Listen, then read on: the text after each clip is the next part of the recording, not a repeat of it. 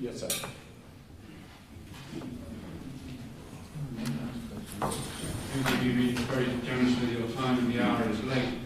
My name is Dan Pesh with the University of London. I wanted to ask you for comments on both verification and on confidence building.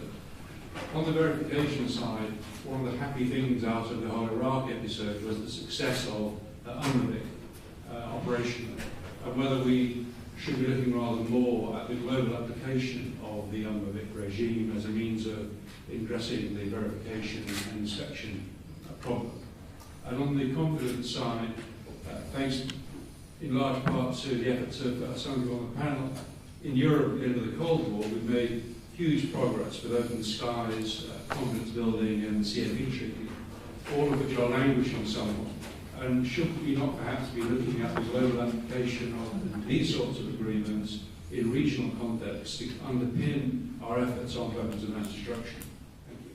Could I ask if we take the second question at the same time, and then people can, panel can choose which aspect they would like to answer. If we just pass the microphone across to the verification question, if that's okay. Bill, take the verification question. John Simpson used to be in the University of Southampton until recently. We have at the moment the beginnings of a negotiation, an engagement between the P5 on nuclear disarmament through the September 2009 meeting in London and the forthcoming meeting in Paris. At the same time, we have real problems in any sort of engagement with those states which are outside the NPT: India, Pakistan, Israel, North Korea. I wonder if you can offer us some thoughts on how we come to grips, on how we, A, may move forward with the P5 discussions, and B, come to grips with the problem that we just don't seem to be able to engage the states outside the NPT in discussions on disarmament. Thank you. Thank you. Let me comment on the verification issue. There have been remarkable advances in technology in the last decade or two, which bear very heavily, very importantly, on the verification issue. One positive aspect of that is that if we are successful in getting the Comprehensive Test Ban Treaty ratified, I think the technical means of verification will be quite up to the task of verifying that treaty, where that was very much in question during the late 90s when it was rejected and passed. And that's the good news. The bad news is that the next treaty we're looking at with Russia is going to involve verifying not just missiles, but warheads themselves. This is a fundamentally much more difficult verification task. And there's no technical means I know of that will be in itself capable of doing that verification. So the verification is going to require a high degree of intrusiveness, a high degree of cooperation. And the very positive sign here is that the New START treaty has embedded in it cooperation of intrusive verification. So we're taking a very important step in that direction.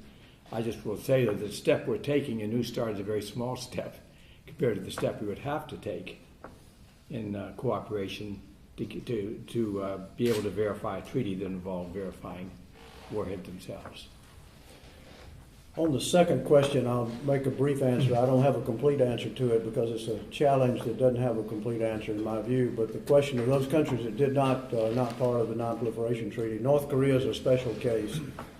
Its economy, all the things George said we had to do, fiscal, education, and energy. Just think about what they've got to do to have a viable country. They don't have a viable country right now. They can't sustain themselves over the long haul with the kind of closed system they have now.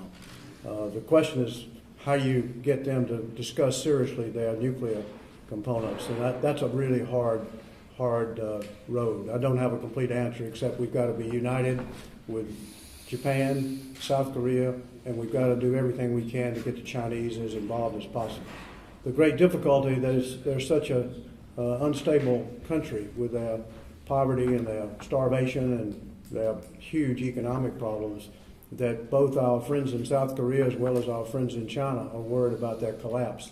So it's limit to how much pressure neighbors are willing to put on the North Korean economic system when they are as concerned about collapse as they are about nuclear weapons. So that's the framework. We've got to be firm and patient on that one.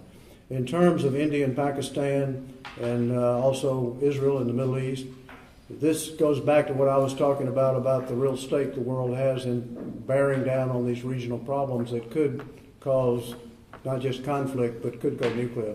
And we have a real stake in working on that. It's hard right now because we've got so much else going on with Pakistan.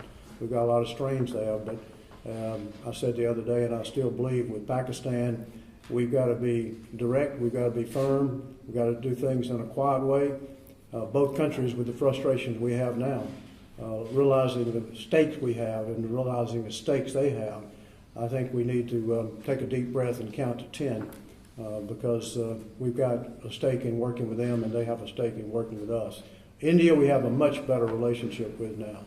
The nuclear deal we made with India really warmed that relationship, but to some extent it was at the expense of relationship with Pakistan, and we don't have a good approach in that respect at this time. Your question, to a certain extent, says, how do you get the world to work better? And that's a tough thing. It has been the case, I think, as we look at the Cold War experience, that it seemed like a pretty impossible thing, but we kept at it together, and eventually it got better. And there was many periods when it was thought the Soviets would never change, and that was true in many people's eyes almost right to the end. Some of us thought otherwise. I think the British government thought otherwise. President Reagan and I thought otherwise, but not everybody in our government agreed, but we kept at it. So I think being persistent, having the right kind of a goal will pay off. Let me give you a somewhat of an example from the construction business. I used to be in that business. If you say to me as a construction guy, build me a bridge across the Potomac River, well, I do my soils test, sink my piers, and a little while later, I've got you a bridge there, you can drive the truck over it, problem solved, done with that. If you say to me, build the bridge in such a way that there are no lost time accidents while the bridge is being built, and I put up guardrails and so on, and I think I've solved the problem, done with that, I've lost. It's not that kind of a problem. But if I work at it creatively, professionally, ruthlessly, I just might get that bridge built without a lost time accident. And I think in many ways the business of how you get the world to work better is like that. It's not a soluble problem in the sense that you're going to finally put in place A, B, C, and D, done with that, walk away. It's something that we have to work at. We have to have ideas, we have to have strength, and we have to have strength of purpose. We have to have allies who work along together. We have to engage the people who are difficult in some way or another. Sometimes the best way to engage them is not to talk to them, and they feel it. People say we didn't engage with Iran in the Reagan administration. Actually, we did quietly, but when they were messing around with Kuwaiti shipping, we reflagged the ships to our flag. And when the president of Iran was in the United Nations making a speech saying the last thing Iran would do would put a mine in the Persian Gulf, our Navy was taking a picture of them doing it. And then we boarded the ship and took some mines off for evidence, took the sailors off, sank the ship, took the sailors to Dubai and said to Iran, come and get your sailors and cut it out. So it was very clear communications. Sometimes you have to do that. But I think the key is to have some goals, of what makes sense and to keep working at them. And I think getting rid of nuclear weapons makes sense for everybody because the consequences of their use are so catastrophic.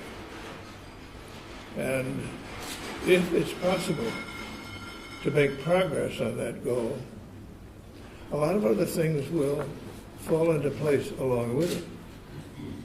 And I think the chances are, in some ways, that a real galvanizing of people to get behind this effort could wind up doing a lot of other kinds of things, consequentially making the world better.